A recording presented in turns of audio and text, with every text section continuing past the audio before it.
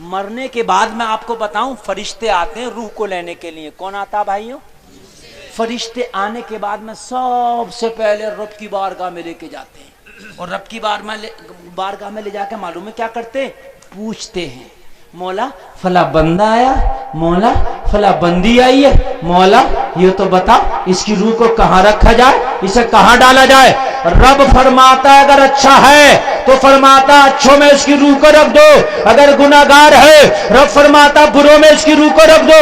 جیسا ہوتا ہے رب کا حکم ہوتا ہے اس کی روح کو وہی رکھ دیا جاتا ہے.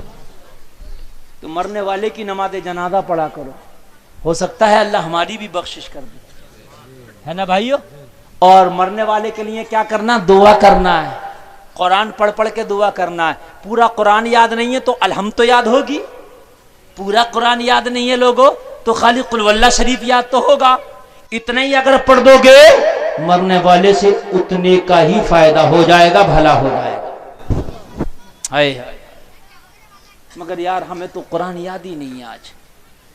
آج حال یہ ہے ہمیں قرآن پڑھنے کا شوق کہاں ہے. آج ہمارے گھروں میں شوق ہے تو مووی کا, فلم کا, سیریل کا, گانوں کا. ہمیں اگر شوق ہے جھوٹ بولنے کا, ہمیں اگر شوق ہے بیڑی پینے کا, گٹکا کھانے کا, تمباکو, یہ سارے شوق ہے. تمہیں قرآن پڑھنے کا شوق کیوں نہیں ہوا؟ سارے شوق ہو گئے. شوق تو ہر کام کا ہوتا نا. کاش لوگوں اگر قرآن پڑھنے کا شوق ہو جاتا تو یہ شوق تمہیں جنت میں لے کے جاتا. لوگوں دنیا کے شوق تو تم نے پال لیے ہیں, جو شوق تمہارا پیسہ بھی خرچ کراتے ہیں, جو شوق تمہیں بربادی کی طرف لے جاتے ہیں. اگر شوق ڈالنا ہے تو قرآن پڑھنے کا شوق ڈال لو. جس دن تم نے قرآن پڑھنے کا شوق ڈال لیا نا, اس دن خدا کی قسم برکتیں تمہارے گھر میں آنے لگیں گی.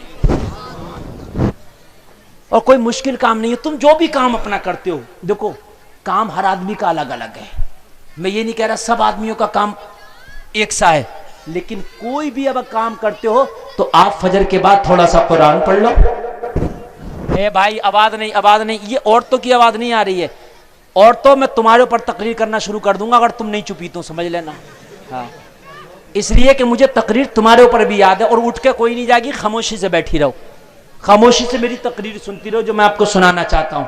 ہاں سارے لوگ بولو نا ذرا سبحان اللہ. ذرا سا ادب اگر بے ادبی ہو جاتی ہے نا تو سارے اعمال منہ پہ مار دیے جاتے ہیں. ادب کا پلہ سامنے رکھا کرو. سمجھ میں بات آ رہی ہے کہ نہیں؟ ادب کا پلہ سامنے رکھا کرو. یہ آج 11 تاریخ ہے, سرکار غوث آدم بھی یہاں تشریف فرما ہوں گے. ہمارا ایمان بولتا ہے. بغداد کے دولہا دیکھ رہے ہوں گے, ہمارا ایمان بولتا. کہہ دو نا سبحان اللہ. بغداد کے دولہا بغداد سے دیکھ رہے ہوں گے, بیرووں میں جلسہ سجایا جا رہا جس میں اللہ اس کے رسول کا ذکر ہو رہا, جس میں سرکار غوث پاک کہہ رہے ہوں گے میرا بھی ذکر ہو رہا. سبحان اللہ. سرکار غوث اعظم دیکھتے ہیں, سرکار غوث اعظم جانتے ہیں. ہاں, ایک عورت ایسی تھی کہ اس کو لڑکیاں پیدا ہوتی, لڑکا پیدا ہی نہیں ہوتا. توجہ ہے, لڑکیاں 7 بیٹیاں اللہ نے اسے دے دی. کتنی بیٹیاں دے دی؟ ہمارے معاشرے میں بھی آج یہ چیز ہے, اگر بیٹیاں زیادہ پیدا ہو نا تو ہر آدمی کی تمنا رہتی ہے بیٹا بھی پیدا ہو, ہے نا. بیٹا بھی سب کی تمنا, جبکہ بیٹیاں بھی رحمت کی نشانی ہے. بیٹیاں پیدا ہونا, ایک بار وہ پھر امید سے ہوئی, پھر اللہ نے خوشی اس عطا کی کوئی نہ کوئی, پھر امید سے ہو گئی. اس کے گھر میں خاندان کی عورتیں آئیں, کہنے لگی تو اس بار پھر امید سے ایک کام کرنا. اس وقت بغداد شریف میں بہت بڑے پیر ہیں جو پیرانے پیر ہیں, دستگیر ہیں, روشن ضمیر ہیں. اللہ نے تجھے 7 بیٹیاں دی ہیں نا, جا غوث آدم کی بارگاہ میں چلی جا, ان سے کہہ دینا اگر انہوں نے اشارہ کر دیا تو اللہ تجھے بیٹا دے دے گا, اگر دعا کر دی تو اللہ تجھے بیٹا دے دے گا. چلی جا کے کوئی تعویذ وغیرہ لے آ, اگر دے دیا تو تیرا کام ہو جائے گا. بات سمجھ میں آ گئی؟ 7 بیٹیوں کے بعد کس کی امید نہ ہوگی ایک بار بیٹا ملے. سرکار غوث پاک کی بارگاہ میں حاضر ہوئی, عرض کرنے لگی سرکار میرے پاس اللہ نے 7 بیٹیاں دی ہیں, سرکار میں چاہتی ہوں اس بار میں امید سے ہوں خوشی کا کوئی معاملہ میرے گھر میں ہونے والا ہے، حضور دعا کر دیں کہ اللہ اس بار مجھے بیٹا عطا کر دے۔